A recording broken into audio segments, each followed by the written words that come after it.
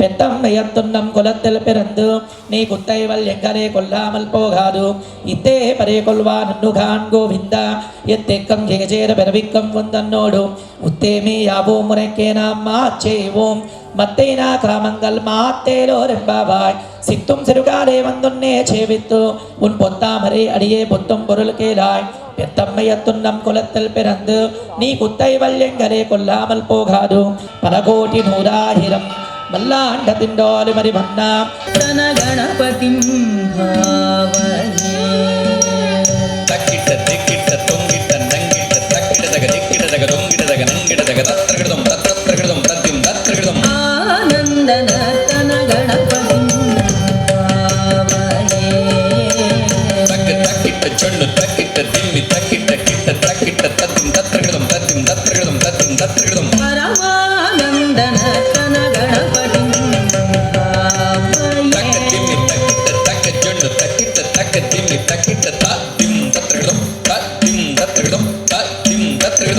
పరమానందన తన గణపతిం భావయే చిదాకారం మూలాధారం ఓంకార గజవదనం పరమ చిదాకారం మూలాధార ఓంకార గజవదనం పరమ పరమానందన తన గణపతిం భావయే చిదాకారం మూలాధార ఓంకార గజవదనం పరమం పరమానందన తన గణపతిం భావయే చిదాకారం మూలాధార ఓంకార గజవదనం పరమం పరమానందన తన గణపతిం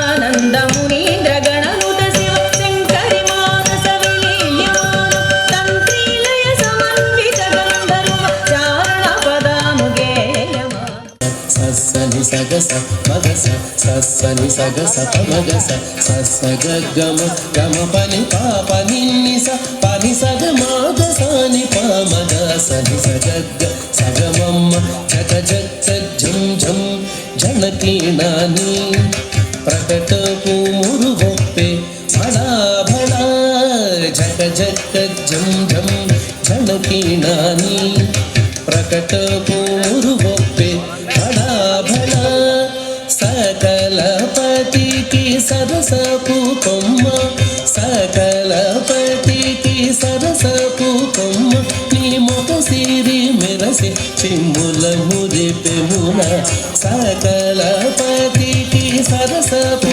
కొమ్మ నీ మొక సిరి మెరసి చిమ్ముల మురిపెమున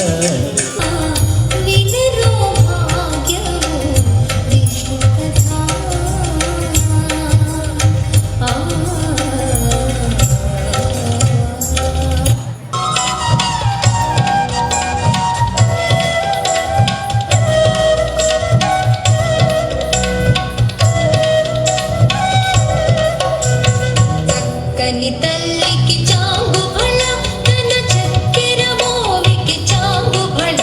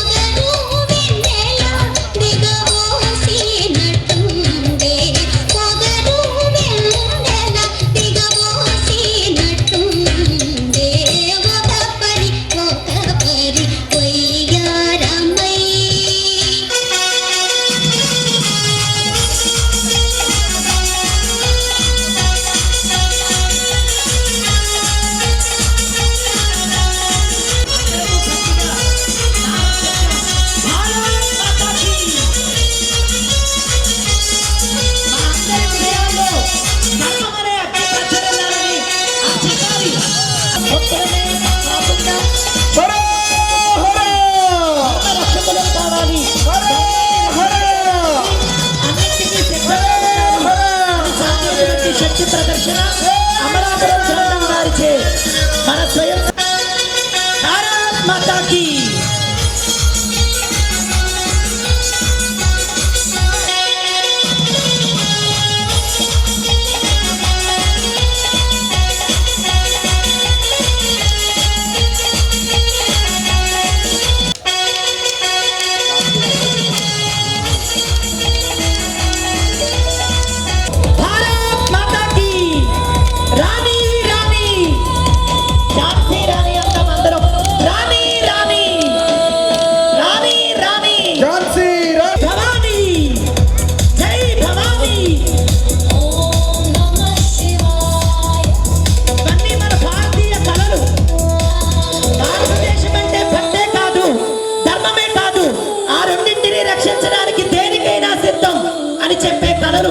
కర్రసాము కత్తిసాము అద్భుతమైన ప్రదర్శన చేస్తూ ఉన్నారు మన అమలాపురం బృందం వారు.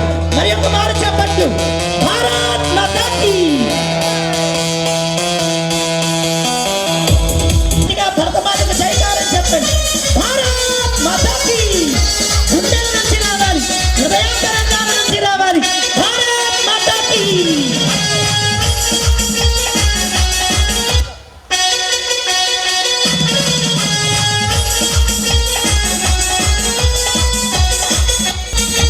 తదుపరి దేవ బృంద కళాకారులు భారత స్వామి వారి బృందం సిద్ధండి. అందరూ కూడా తదుపరి ప్రదర్శన కూడా పెడుతుంటాం.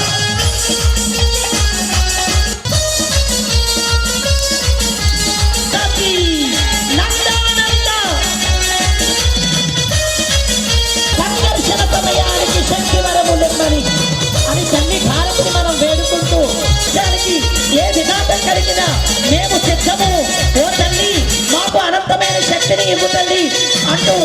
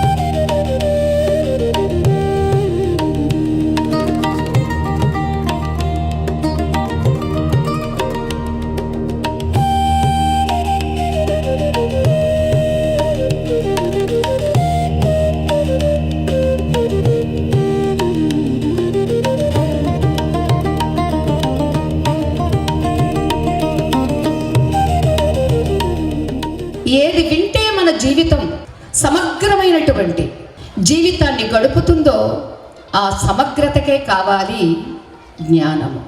నాలెడ్జ్ ఈజ్ పవర్ అన్నారు స్వామి వివేకానంద. జ్ఞానమే శక్తి అన్నారు కానీ ధనమే శక్తి, జనమే శక్తి అని మాత్రమే అనలేదు. అయితే ఆ జ్ఞానాన్ని మనం అందుకోవాలి అంటే ఇంటింటికి వెళ్ళి చెప్పలేము. అన్య మతస్థులలా మనందరం ఒక చోట కూడి, అది నిమిత్తం శ్రీరామ నవమి కావచ్చు, శ్రీకృష్ణ జన్మాష్టమి కావచ్చు, విజయదశమి కావచ్చు, ఇదిగో కార్తీక వన సమారాధనలు కావచ్చు. ప్రకృతి మాత ఒడిలో ఉండి అందరూ ఎంత ఆనందంగా ఉన్నాము. ఇక్కడ ఒక అద్దం పెట్టిస్తే తెలిసేది అందరూ ఎంత అందంగా ఉన్నాము, ఎంత ఆనందంగా ఉన్నాము అనేది. ఆనందమే ముఖంలో అందాన్ని ప్రస్ఫుటింపచేస్తుంది కదా. అంతా మేకప్ చేసుకున్నారు కానీ ముఖం ఏడుపు ముఖంగా ఉంది, బాగుంటుందా? బాగుండదు. అంతేత ప్రకృతి మాత యొక్క ఒడిలో ఈవేళ మనం ఇంత ఆనందంగా ఇంత అందంగా ఉన్నాము అంటే ఒక చోట కూడడం. అసలు భారతీయ హైందవ జీవనానికి, ఈ జీవన మూల్యాలకి ఆధారం ఏమిటి? ఎందుకు ఇంతమంది ఇన్నేండ్లుగా దాడులు చేసినప్పటికీ చెక్కు చెదరకుండా ఉంది అంటే దానికి కారణం ఏమిటో తెలుసా? వైదిక ధర్మ ఆచరణ. ఇప్పటికీ ప్రపంచంలో మన హైందవ జీవన విధానంలో విడదీయడానికి వీలు లేకుండా ఇప్పటికైనా కొంతమంది పెద్దలు, సాధువులు, మహాత్ములు, సంఘాలు, సంస్థలు ఇవన్నీ కలిసి ఉన్న కారణంగా, ఎలా కలిసి ఉన్నారు వీళ్ళు? వీళ్ళకి ఆధారం ఏమిటి? వైదిక ధర్మ ఆచరణ. అంచేత విడదీయలేనటువంటి ఒక ప్రత్యేకత ఉంది హైందవ జాతికి అంటే అది కేవలం వైదిక ధర్మాచరణ మాత్రమే. అయితే ఆ వైదిక ధర్మాచరణకు కూడా భ్రష్టు పట్టించాలని, చెద పట్టించాలని ఇవాళ చాలా దాడులు జరుగుతూ ఉన్నవి. అందుచేతనే స్వామి ఏ రీతిగా యదా యదా హి ధర్మస్య గ్లానిర్భవతి భారత అభ్యుత్థానమధర్మస్య తదాత్మానం సృజామ్యహం. ఎప్పుడెప్పుడైతే ధర్మానికి గ్లాని జరుగుతుందో అప్పుడప్పుడల్లా నేను నా ధర్మాన్ని తిరిగి ఉద్ధరించుకోవడానికి నేను వస్తూనే ఉంటాను, నన్ను నేను సృష్టించుకుంటూనే ఉంటాను అన్నాడు. అదిగో అలా సృష్టింపబడినటువంటి సంస్థలే ఇవాళ మనకి 100 సంవత్సరాలని సంపూర్తి చేసుకొని ఇదిగో వారు చెప్పినటువంటి ఆ పంచ పరివర్తనల్ని అమలు పెట్టాలి అనేటటువంటి నిర్ణయం కూడా తీసుకుంది. అంటే ఒక ఆర్ఎస్ఎస్ భగవదంశ, విశ్వ హిందూ పరిషత్ భగవదంశ, ఇవన్నీ లేకపోతే ఇన్నేంట్లుగా ఇంత కృషి చెయ్యలేవండి. ఇవాళ ఇంట్లో ఆడపిల్లలు తల్లిదండ్రులు చెప్పినటువంటి మాట వినటం లేదు. దానికి కారణం తల్లిదండ్రుల కన్నా మేము బాగా చదువుకున్నాము అనేటటువంటి అహంకారమే తప్ప ఆలోచన లేదు. తల్లిదండ్రుల్ని మించి నా శ్రేయస్సు ఎవరు కోరుతారు అనేటటువంటి వివేకమే లేదు. అంచేత వ్యక్తికి కావలసింది వివేకము. ఆ వివేకం పెరగడం కోసమనే ఇవాళ మనకి పాఠశాలలు, కళాశాలలు. ఆ పాఠశాలలో, ఆ కళాశాలల్లోనే పాఠ్యాంశాలు. ఏ పాఠ్యాంశం ఇస్తే ఇతడి జీవితం బాగుపడుతుంది, వెలుగుతుంది ఒక వెలుగు. ఈ సమాజంలో మన వ్యక్తి ఏ దేశంలో ఉన్నా మన భారతీయతను ప్రస్ఫుటం చేసి అక్కడ కూడా వెలుగులు నింపుతాడు. ఇవాళ మనకి స్వామి వివేకానంద చేసినటువంటి ఆ సింహ గర్జన, ఆ జ్ఞానపు వెలుగు కాంతులు కదండి దేశ విదేశాలని మన దేశం వైపు చూసేట్టుగా చేసింది. ఒక ఛత్రపతి శివాజీ కదండి ఒక రాజకీయ నాయకుడు, ఒక పాలకుడు ఎలా ఉండాలో నేర్పించాడు. ఆయన అలా నేర్పించడానికి గల కారణం ఎవరు? మీరు. ఒక మాతృమూర్తి తన బిడ్డను ఏ రీతిగా తీర్చిదిద్దుకోవాలి అనుకునేటటువంటి ఒక స్పృహ, ఒక ప్రణాళిక ఎవరికి ఉండాలి? తల్లిదండ్రులకు ఉండాలి. ప్రధానంగా తల్లికి ఉండాలి. ఒక రాణి రుద్రమదేవి, ఒక ఝాన్సీ లక్ష్మీబాయి, స్త్రీలలో కూడా ఎంతమంది ఉన్నారండి? చాలామంది దేశభక్తి వేరే, దైవభక్తి వేరే అనుకుంటారు. వారు చెప్పినట్లుగా ఆధ్యాత్మికత అంటే మాతాజీలకు ఒక కాషాయం కట్టుకుని ఒక ఆశ్రమంలో ఉంటూ రామకృష్ణాన్ని జపం చేసుకుంటారు, అంతే కాబోసు అనుకుంటారు. నో, అది కంప్లీట్ రాంగ్ అండి. వారు చెప్పారు అంత మాత్రమే కాదు అని. ఆధ్యాత్మికత అంటే విశ్వమంతా నిండి ఉన్నటువంటి దైవీ చైతన్యం ఏదైతే ఉందో ఆ చైతన్యమే నేను, అదే భగవంతుడు. ఆ భగవంతుని యొక్క అంశలే అందరూ. అదే మనకి ప్రథమ ఉపనిషత్తులో ఈశావాస్యమిదగం సర్వం యత్కించ జగత్యాం జగత్. ఈశ్వరుడే వ్యాపించి ఉన్నాడు, నిండి ఉన్నాడు. అదిగో అటువంటి నిండి ఉన్న ఈశ్వర అంశలే సర్వజీవులు. జత చర అచర, కదలేటటువంటి కదలిక లేనటువంటి సర్వ ప్రాణులు భగవంతుడే. ఇది ఆధ్యాత్మికత. భగవంతుడి కన్నా నేను వేరు లేను, మీరు లేరు. భగవంతుడు సర్వత్రా ఉన్నాడు అని అందరూ ఒప్పుకుంటామండి. మరి మీలో లేడా, నాలో లేడా, మీకు నాకు మధ్యన లేడా? ఏమోనండి, ఆలోచించాలండి కదా. ఆలోచించాల్సిన అవసరం లేదు. అంతటా ఉన్నటువంటి ఆ భగవంతుడి యొక్క అనుభూతి కలగడం కోసమే మనకి దేవాలయాలు, దేవతలు. మన ముఖం మనం చూసుకోవాలి అంటే మనకు కూడా అద్దం ఎలా అవసరమో మన స్వరూపమైనటువంటి ఆత్మ, పరమాత్మ అందమైనటువంటి దేవాలయంలో ఇంకా అందంగా అలంకరించబడి ఉన్నటువంటి మూర్తి అనే అద్దంలో చూసుకుంటే నేనెంత అందంగా ఉన్నాను, నా స్వరూపం ఇంత బాగుంటుందా అని మనకు తెలుస్తుంది. అందుకే దేవతా దర్శనాలు. ఎవరెవరు వారి వారి స్త్రీ, పురుష, బాలుడు, యువకుడు, వృద్ధుడు, బ్రహ్మచారి, గృహస్థు, వానప్రస్థు, సన్యాసి వాళ్ళ వాళ్ళ ధర్మాలని వాళ్ళు పాటించడం అనేది వారు చెప్పినట్టుగా తన నుండి అంటే నా నుండి ప్రారంభమైతే, నా సంస్థ నుండి, నా ఆశ్రమం నుండి, నా ఇంటి నుండి, నా కుటుంబం నుండి మొదలైన నాడు ఇది ఎంతకాలమో పట్టదండి దాన్ని ఆ సమగ్రతని మనం పొందడానికి. నా వికంపితుమర్హసి అన్నాడండి. కొంచెం కూడా చలించడానికి నీకు ఇక్కడ అవకాశమే లేదు, దానికి అర్హుడివి కాదు. అంచేత నీ ధర్మాన్ని నీవు చెయ్యి. శ్రేయాన్ స్వధర్మో విగుణ పరధర్మాత్ స్వనుష్ఠితాత్ స్వధర్మే నిధనం శ్రేయ పరధర్మో భయావహ. అరే మనం భారతదేశంలో పుట్టాము, మనం హిందువుగా పుట్టాము. వారు చెప్పినట్టుగా ఇక్కడ ఏదో ఒక వర్ణానికో ఏదో ఒక కులానికో సంబంధించినటువంటి వన విహార యాత్ర కాదు, అందరము ఒకటే. ఇప్పుడు మనం ఎవరము? హిందువులము. ఆ ఐక్యత ఉన్నప్పుడే మనం ఏదైనా సాధించగలమండి. ఈ కార్తీక మాసం యొక్క విశిష్టత ఏంది, ప్రత్యేకత ఏంది, ఈ విధంగా అందరం కలిసి సామూహికంగా ఎందుకు ఈ విధమైనటువంటి వనభోజనాలు ఏర్పాటు చేయాలి? ఈ కార్తీక మాసంలో శివకేశవులకి ప్రీతిపాత్రమైనటువంటి మాసం. ఈ విధంగా ప్రకృతిలో మనందరం కలిసి కులం లేకుండా, ప్రాంతం లేకుండా, లింగభేదం లేకుండా కలిసి ఒక రోజు గడపడం అనేది ఏదైతే హిందూ బంధువులందరూ కూడా ఒక త్రాటి మీదకి రావడానికి ఉపయోగపడుతున్నటువంటి ఒక ఆలోచన ఈ విధమైనటువంటి ఏర్పాటు రాష్ట్రీయ స్వయం సేవక్ ఆధ్వర్యంలో ఏర్పాటు చేయడం. మానసిక ఒత్తిడి, భార్యాభర్తలు కలిసి భోజనం చేయలేనటువంటి పరిస్థితి, కుటుంబం అంతా కూడా కలిసి మాట్లాడుకోలేనటువంటి పరిస్థితి, పిల్లలు కూడా 3 రోజులకి 4 రోజులకి ఒకసారి చూసుకునేటువంటి పరిస్థితి వేళ సమాజంలో ఉంది అనేటువంటి విషయం మనందరికీ కూడా తెలుసు. అయితే వీటిని అన్నింటినీ అధిగమించాలి. ఏదైతే మన సాంప్రదాయము, సంస్కృతి ఉన్నదో వాటిని మరింత ముందుకు తీసుకుపోయే విధంగా మనంతా కూడా ప్రయత్నం చేయాలి. మన వంతు బాధ్యతను మనంతా కూడా ఈ ప్రక్రియలో గుర్తించాలి అనేటువంటి ఆలోచన మనందరం కూడా చేయాల్సినటువంటి అవసరం ఉంది. ఈవేళ మన బాధ్యతని మనకు గుర్తు చేశారు మాతాజీ. ఏ విధంగా మనం పిల్లల్ని పెంచాలి అనేటువంటి ఒక బాధ్యతని మనకు గుర్తు చేశారు. ఈ వేదిక మించి చూస్తూ ఉంటే అంటే మీకు అందరికీ వేదిక మీద ఉన్న వాళ్ళు కనపడకపోవచ్చు, పిల్లలు ఆడుకుంటున్నారు, అందరూ ఉయ్యాలు ఊగుతున్నారు. పిల్లలే కాదు, స్త్రీమూర్తులు, మాతృమూర్తులు కూడా ఉయ్యాలు ఊగుతున్నారు. అక్కడక్కడ రంగుల రాట్నం తిరుగుతూ ఉంది. ఇక్కడ కులం లేదు. మనంతా గుర్తించాల్సినటువంటి విషయం ఏంటంటే ఏదైతే ఐందవ జాతి ఉన్నదో కులాల పేరుతో విడదీసినటువంటి ప్రయత్నాలు చేసేటువంటి వ్యక్తుల్ని కులాలకు అతీతంగా మనం అంతా త్రిప్పికొట్టాల్సినటువంటి బాధ్యత ఉన్నది అనేటువంటి విషయాన్ని సందర్భంగా పెద్దలైనట్టు మీ అందరికీ కూడా విజ్ఞప్తి చేస్తూ, ఇవాళ మార్పు ప్రారంభమైంది దేశంలో.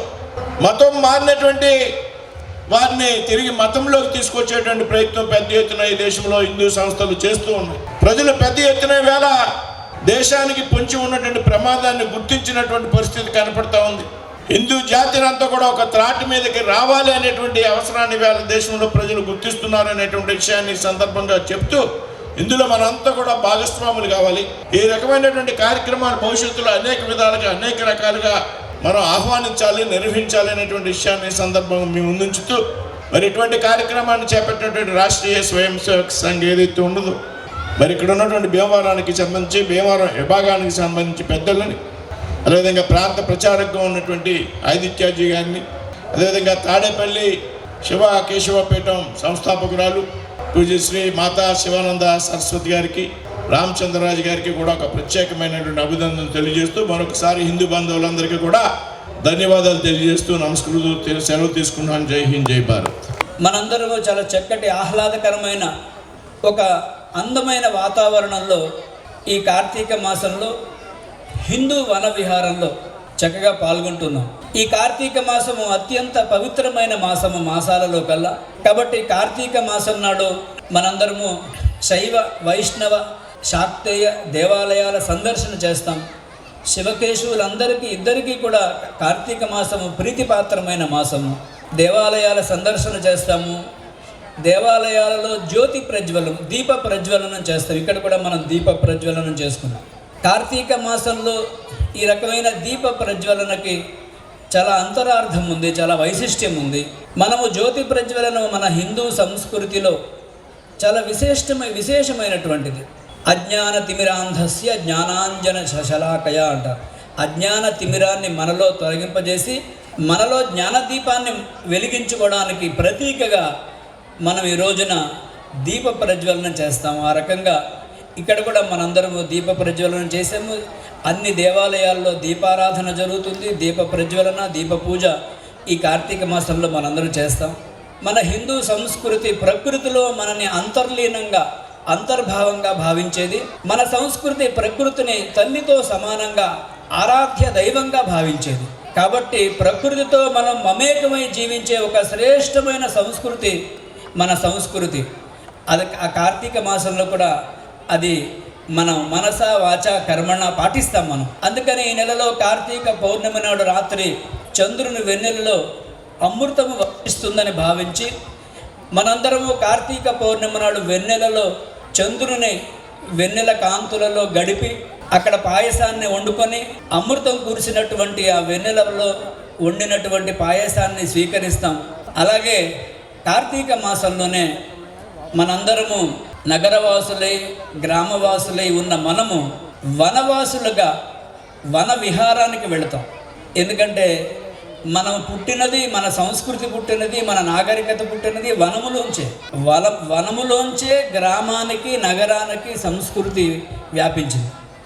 ఇవాళ కూడా మన సంస్కృతి వనములోనే వెళ్ళి విరుస్తుంది. కాబట్టి మరలా ఒకసారి వనాల చెంతకి, ప్రకృతి మాత చెంతకి మనందరం వచ్చి ఈ కార్తీక మాసంలో ఈ ప్రకృతి చెంత, ఈ చెట్టు చేమ, ఈ పురుగు పుట్ర ఇలాంటి ఒక చక్కటి వాతావరణంలో ఆహ్లాదకరంగా మనం రోజంతా గడిపి ఆటపాటలతో గడిపి మన బుద్ధికి కొద్దిగా పదును చెప్పేవి, మనకు ఆలోచనలను మెరుగుపరిచేవి, మంచి సంకల్పాలను కలిగించేవి 4 మంచి మాటలు చెప్పుకొని ఆనందకరంగా ఆహ్లాదకరంగా మంచి మంచి పదార్థాలు వండుకొని స్వీకరించి ఇక్కడ సాయంత్రం అంతా వనములో గడిపి ఇక్కడి నుంచి నిష్క్రమిస్తాం. ఈ రకంగా ప్రకృతిలో అంతర్భాగంగా ప్రకృతితో మమేకమవుతూ ప్రకృతిలో తాదాత్మ్యం అవుతూ జీవించే ఒక శ్రేష్టమైన సంస్కృతికి మనం వారసులు. ఇక్కడ జన్మించినందుకు, ఈ సంస్కృతిలో అంతర్భాగంగా మనకి జన్మ లభించినందుకు ఈ భూమికి, ఈ గడ్డకి మనం రుణపడి ఉంటాం మనం. ఎందుకంటే 2047 నాటికి స్వాతంత్రం వచ్చి 100 ఏళ్ళు పూర్తవుతాయి. నాటికి మరలా భారతదేశము విశ్వగురు భారతము, వికసిత భారతము, వైభవ భారతము ఇవేమైనా కావాలంటే రాబోయే 20 ఏళ్లలో ఇలాంటి ఒక మార్పు దిశగా మన సమాజం ప్రయాణం చేయాల్సిన అవసరం ఉంది. కాబట్టి ఒకే తల్లి బిడ్డలంగా మనస వాచ కర్మణ జీవించే ఒక సమాజంగా మన సమాజం తయారు కావాలంటే మన కుటుంబంలోంచి ఇలాంటి మార్పులు. అందుకనే మనం ఈ మధ్య కుటుంబ ప్రబోధం మనం స్టార్ట్ చేసాం. మన కుటుంబ విలువలను మరలా మనం పునఃస్థాపించాలి. మన కుటుంబాలు అలా తయారు చేసేది మన జీవితం, మన దేశము. దురదృష్టవశాత్తు మన కుటుంబాలు ఆ రకమైన శ్రేష్టమైనటువంటి సంస్కారాలు అందించలేక బలహీనపడ్డాం మనం. కాబట్టి ఒక స్వదేశీ సమాజంగా బ్రిటిష్ వాళ్ళు వెళ్ళిపోయి 100 ఏళ్ళు, 75 ఏళ్ళు అయినా 100 ఏళ్ళు అయినా మన భాషను మనం బ్రతికించుకోలేకపోతున్నాం. ఇవాళ ఆంధ్రప్రదేశ్లో ఒక తెలుగు మాధ్యమ పాఠశాల లేదు, అన్ని ఆంగ్ల మాధ్యమ పాఠశాలలే. మాధ్యమాలు ఎలా ఉండేది, తెలుగులో మాట్లాడితే అర్థం చేసుకోలేని మన తెలుగు బిడ్డలు ఉన్నారు ఇవాళ. బ్రిటిష్ వాళ్ళు వెళ్ళిపోయిన 100 ఏళ్ల తర్వాత భారతీయ భాషలకు ఇలాంటి దుస్థితి ఎందుకు వస్తుంది అంటే, ఇంకా బ్రిటిష్ వాళ్ళు వెళ్ళిపోయినా మనకి ఆ వలసవాద భావజాలము, దాని వ్యామోహము, విదేశీ భాష వ్యామోహము, విదేశీ వస్తు వ్యామోహము, విదేశీ విధానాల వ్యవస్థల పట్ల వ్యామోహము మనకు తొలగలేదు ఇంకా. కాబట్టి 100 ఏళ్ళ బ్రిటిష్ వాళ్ళు వెళ్ళిపోయిన తర్వాత వచ్చే రోజుకైనా 2047 నాటికైనా ఈ వలసవాద విదేశీ వ్యామోహ భావజాలాన్ని మనం అంతమొందించుకునే దిశలో మన ప్రయాణం సాగాలి. ఇదంతా కూడా మన ఇంట్లోంచే జరగాలి. అందుకనే మనం కుటుంబ ప్రబోధం అని స్టార్ట్ చేసి పర్యావరణ హితకరమైన జీవన విధానం మన ఇంట్లో అలవాటు కావాలి. పౌర విధులు పబ్లిక్ ప్లేసెస్లో మనకు ఒక అనుశాసనం అలవాటు కావాలి. మన ప్రతి హిందూ కుటుంబము హైందవోజ్వల భారతానికి ఒక పునాది శిల కావాలి. మార్పు అంటే వాళ్ళు మారాలి, వీళ్ళు మారాలి, వాళ్ళు మారాలి కాదు. ఈ హైందవోజ్వల భారతానికి మన ఇల్లే ఒక పునాది శిల కావాలి. మన ఇంట్లోంచి దేశం మార్పుకి ఒక శ్రీకారం చుట్టబడాలి. ఆ రకమైనటువంటి ఒక సంకల్పం ఇలాంటి పవిత్రమైనటువంటి దినాన, ఇలాంటి శుభదినాన మనందరం చేసుకుందాం. అలా చేసుకుని మనం ప్రయాణం చేస్తే రాబోయే 25 ఏళ్లలో భారతదేశం ఏ దిశలో ప్రయాణం చేస్తుందో ఆ దిశలో వేగవంతమైన, వ్యవస్థితమైన, చక్కటి ప్రయాణం, విజయవంతమైన ప్రయాణం దిశగా మనందరం కూడా ఒక ఊతం అందించగలుగుతాము.